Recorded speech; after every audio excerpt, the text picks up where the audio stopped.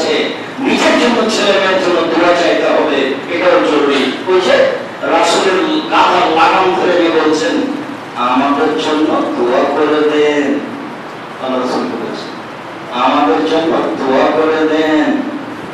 আর আনাস সালমান একটা চাদরকে টুকরা করে একটা গায়ে একটা পরনে দিয়ে রাসূলের কাছে গিয়ে বলছেন আরে খোলায় দেন নৌকা, এই যে আনাস আপনার ছোট খাদেম প্রথমে আপনি তার জন্য একটু দোয়া করেন, মা ছেলের জন্য দোয়া চাচ্ছে। তখন আল্লাহ রাসূল বলছেন আল্লাহুম্মা সাল্লাল্লাহু আলাইহি ওয়া সাল্লাম আকবার ওয়া রাহমাহু ওয়া বারিক লাহু ফিমা রাযাকতাহু। আল্লাহ তুমি আনাসকে দীর্ঘজীবী করো, তার ছেলেমেয়ের লক্ষ্য সম্পদ বেশি করে দাও। আল্লাহ তুমি আনাসকে ক্ষমা করো, আল্লাহ তুমি আনাসের প্রতি দয়া করো, আল্লাহ তুমি আনাসকে যে রুচি দিয়েছো তাতে বরকত দাও। সম্মানিত মুসলিম মুসল্লি, আমরা খাওয়া পান করার ব্যাপারে এক অতীব গুরুত্বপূর্ণ বিষয় মিস করছিলাম। আজকে বাড়িতে পৌঁছে ছেলে মেয়ে স্ত্রীর আগে বৈঠক করতে হবে, তারপরে খাওয়া সাবান দিয়ে ঢুকতে হবে, খাদ্য খাওয়ার আগে পরিবার নিয়ে বৈঠক করতে হবে, তারপরে খাওয়া। বক্তব্যের সঙ্গে গোলামি করে কোনো লাভ নেই, কেন এই সংখ্যাটা আমার নয়। আমি জাতিকে বারবার বলেছি জাতি যদি রাস্তা কাট করে দিতে না পারি, জাতি যদি স্কুল কলেজ করে দিতে না পারি, জাতিকে চূড়ান্ত সঠিক ধর্ম দিতে পারবো এক টানা। আপনাকে আল্লাহর কথাগুলি খাওয়া পান করার নিয়ম বলছিলাম, আমার মনে বড় সাপ। আমি এই দেশের মাটিতে উন্নত মানের প্রতিষ্ঠান গড়ে তুলবো ইনশাআল্লাহ।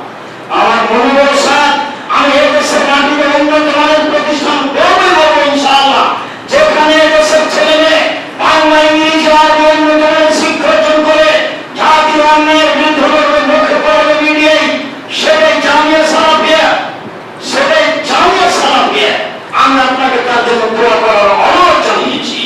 জামিয়া সালাফিয়া বর্তমান প্রায় 5,000 ছেলে মেয়ে পড়ায় লেখাপড়া করে। জামিয়া সালাফিয়ায় 300 জন শিক্ষক শিক্ষিকা রয়েছেন, দেশ বিদেশের শিক্ষক রয়েছে জামিয়া সালাফিয়া, যাদের প্রতি মাসে বেতন লাগে 32 লক্ষ। জামিয়া সালাফিয়ায় 410 জন এতিম এতিমা রয়েছে, 550 জন অসহায় ছেলে মেয়ে রয়েছে, যাদের প্রতি মাসে বেতন লাগে 32 লক্ষ শিক্ষক শিক্ষিকা কর্মচারীদের। জামিয়া সালাফিয়া গ্রামীণ পাড়ায় একটি একাডেমিক ভবন তৈরি হয়েছে, যাদের 3,000 ছাত্র একসাথে ক্লাস করতে পারে। জামিয়া সালাফিয়া একটা মসজিদ তৈরি হয়েছে গ্রামীণ পাড়ায়, যার একতলাতে 3,000 মানুষ সালাত আদায় করতে পারে, যার 4তলার কাজ শেষের দিকে। জামিয়া সালাফিয়া রূপগঞ্জ নারায়ণগঞ্জ 300 রাস্তার মাথায় পূর্বা চলে। বাণিজ্যিক মেলার পিছনে যে কোনো সময় দেখে আসে, দেখে আসা উচিত। আমি রোজ চাই, আপনি একবার দিতে পারেন না? আমাকে কিসের ভালোবাসা দেখান যখন আমাকে দিতে হবে না। এখানে 200 শতক জমি, 33 শতক বিঘায় 6 বিঘা জমির উপরে মসজিদ তৈরি হচ্ছে, পাইলিং কাজ শুরু হয়েছে, যার পাইলিং খরচ আছে 3.5 কোটি টাকা। কিভাবে হবে এটা যে আপনাকে আমি ভোগ করতে বলি, কিন্তু আমি ভোগ করি না। কিভাবে হবে সেটা আমি জানি না, হবে নিশ্চিত, হবে হবে ইনশাআল্লাহ। একদিনে একদিন এই মসজিদ গড়বে গড়বে ইনশাআল্লাহ। আপনি দেখবেন 2013 সালের 24 আগস্ট মঙ্গলবার বলেছিলাম জামিয়া সালাফিয়া গান্ধীপাড়ার মাঠে, আমার হাতে টাকা নেই, কথা সত্য, এখানে প্রতিষ্ঠান গড়বে, কথা সত্য, ইনশাআল্লাহ গড়বে গড়বে। জামিয়া সালাফিয়া রূপগঞ্জ নারায়ণগঞ্জ ঢাকা পূর্বাঞ্চলে এই জমির পরিধি হচ্ছে 51 বিঘা, যার 21 বিঘা মেয়েদের জন্য, বাকি ছেলেদের জন্য। একদিন দেখতে যাবেন, তো দেখতে তো যাওয়া উচিত। জামিয়া সালাফিয়া গান্ধীপাড়া প্রায় 30 বিঘা জমির উপর, জামিয়া সালাফিয়া রূপগঞ্জ দিনাজপুর প্রায় 20 বিঘা জমির উপর, প্রায় 5,000 ছেলে মেয়ে পড়াশোনা করে। সব মিলে যেটা আপনাকে বলেছি সেটা হলো দোয়া করতে হবে, এটা আমার দাবি। যেটা আমার দাবি সেটা হলো একটু মুখে বলতে হবে আল্লাহ তুমি জামিয়া সালাফিয়া কবুল করো। রাসূল সাল্লাল্লাহু আলাইহি ওয়াসাল্লামের ডান হাত ছিল খাওয়া পান করার জন্য, পবিত্রতার জন্য, ভালোর জন্য, আর বাম হাত খান ছিল পেশাব পায়খানার জন্য, আর খারাপ কিছুর জন্য, যাদের ময়লা লেগে আছে। আচ্ছা, যে লোকটা বাম হাতে চা খাচ্ছে, ওই লোকটার পায়ের নিচে যদি একটা ময়লাযুক্ত কাপড় পরে থাকে, তো কোন হাতে ধরবে? বাম হাতে ধরবে। একটা ওই হাতে খেলে পান করে, তার মানবতাই নেই, ও তখন পশু প্রাণী হয়ে গেছে, ও নিজেও বুঝে না, বেরোচ্ছে না, তার কাছে কোনো সুযোগ নেই। ভালো হবে পৃথিবীর প্রত্যেকটা মানুষকে ডান হাতে খেতে হবে, ডান হাতে পান করতে হবে, ভালো কাজ ডান হাতে ব্যবহার করতে হবে, মানুষকে জিনিসপাতি ডান হাতে দিতে হবে, বাম হাত নয়। বাম হাত পেশাবদারি করার জন্য, আর বাম হাত অপবিত্রতার জন্য, নেকড়া ধরার জন্য, খারাপ কিছু ধরার জন্য বাম হাত। এই কথা আয়েশা রাদিয়াল্লাহু তাআলা আনহা বলেন, এই কথা মুহাম্মদ সাল্লাল্লাহু আলাইহি সাল্লাম বলেছেন ও করে দেখিয়েছেন। ডান হাত, ডান হাতের বিষয়টি অতীব জরুরি, যা বলছিলাম।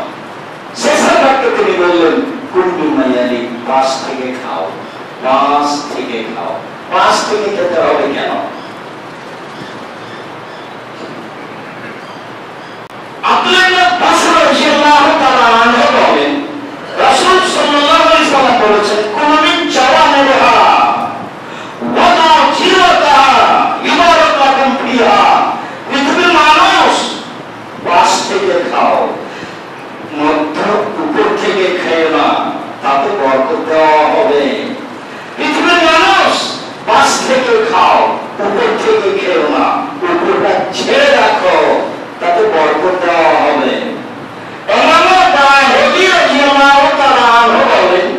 রাসূল সাল্লাল্লাহু আলাইহি ওয়াসাল্লাম বলেছেন, কুমিন জাওয়ানিহা ওয়া তাকুলু মিন আসলিহা ফাইনাল বারাকাতু তানজুলু ফি আসলিহা। পৃথিবীর মানুষ, তোমরা পাশ থেকে খাও, মধ্য থেকে খেও না, কেননা মধ্যে বরকত নাযিল হয়। আপনার স্ত্রী ভাতের পাতিল থেকে ভাত বের করার সময় পাতিলের মাঝামাঝিতে চামচ ডুবাতে পাবে না, তরকারির পাতিলের মাঝামাঝিতে চামচ ডুবাতে পাবে না। মাঝামাঝিতে ডোবালে বরকত কমবেই, কাউকে বলা লাগবে না, এমনিতেই কমে যাবে বরকত।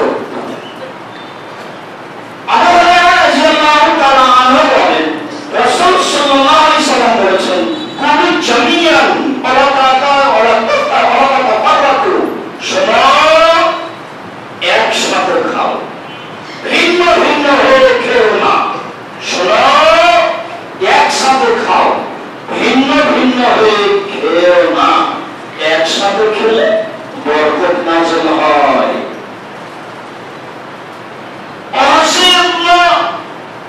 আর তার পিতা থেকে বলেন যে, তার পিতা তার দাদা থেকে বলেন, তার দাদা বললেন, আমরা একবার রাসূলকে বললাম, আল্লাহর নবী,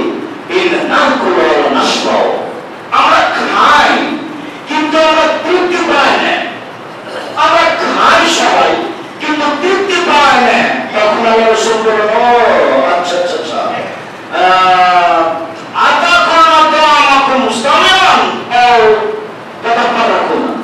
খাওয়ার সময় একসাথে খাও না ভিন্ন ভিন্ন খাও? তখন বলছে, ভিন্ন ভিন্ন খাই, ছেলে একবার খাই, মেয়ে একবার খাই, আমি একবার খাই, কাজের মেয়ে একবার খাই, ভিন্ন ভিন্ন খাই। তখন আল্লাহ রাসূল বলছেন, না না না না,